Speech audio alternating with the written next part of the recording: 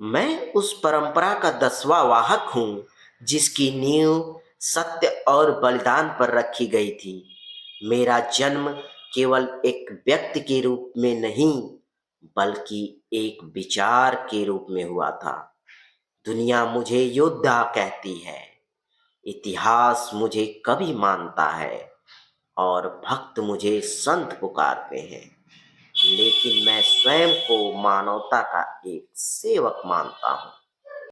1.25 लाख से एक लड़ाऊं, चिड़ियंते मैं बाज तड़ाऊं, तब मैं गुरु गोविंद सिंह नाम कहाऊं। अर्थात मेरा मानना है कि यदि एक अकेला इंसान भी सत्य के मार्ग पर अड़िग है, तो वह 1.25 लाख की फौज से भी टकराने का साहस रख सकता है। मेरा नाम गोविंद सिंह तब सार्थक होता है जब मैं कमजोर के भीतर शेर जैसी दहाड़ भर देता हूँ। सरबंसदानी क्यों कहते हैं मुझे?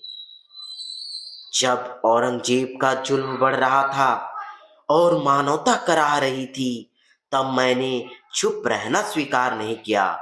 मैंने अपने पिता गुरु तेग बहादुर जी को धर्म की रक्षा के लिए तिलक और जनेऊ बचाने हेतु बलिदान देने की प्रेरणा दी।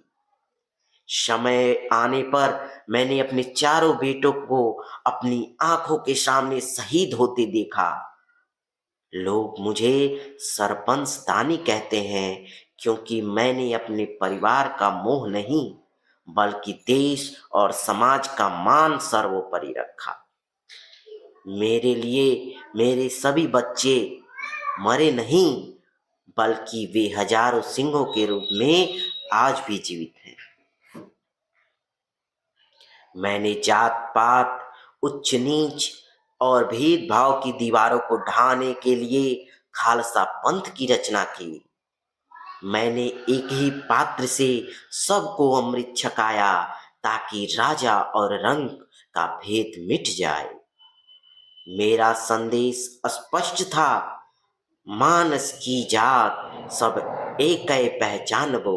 अर्थात समस्त मानवता एक ही ईश्वर की संतान है। मैंने सिखाया कि जीवन में शास्त्र अर्थात ज्ञान और शस्त्र यानी शक्ति का संतुलन अनिवार्य है। निर्दोषों की रक्षा के लिए शस्त्र उठाना मेरा धर्म था, लेकिन हृदय में हमेशा ईश्वर की भक्ति और कविता का प्रेम रहा। मैंने हर साधारण मनुष्य को सिंह बनाया, ताकि वह आत्मसम्मान के साथ जिए और किसी के आगे सिर न झुकाए। आज भी जब तुम अन्याय को देखो तो डरो मत। जब समाज बटा हुआ दिखे तो एकता का दीपक जलाओ। याद रखना, मैदान जंग हो या जीवन की मुश्किलें, जीत हमेशा उसी की होती है जिसका विश्वास अटल और चरित्र साफ हो। वाहे गुरु जी का खालसा, वाहे गुरु जी की फतेह।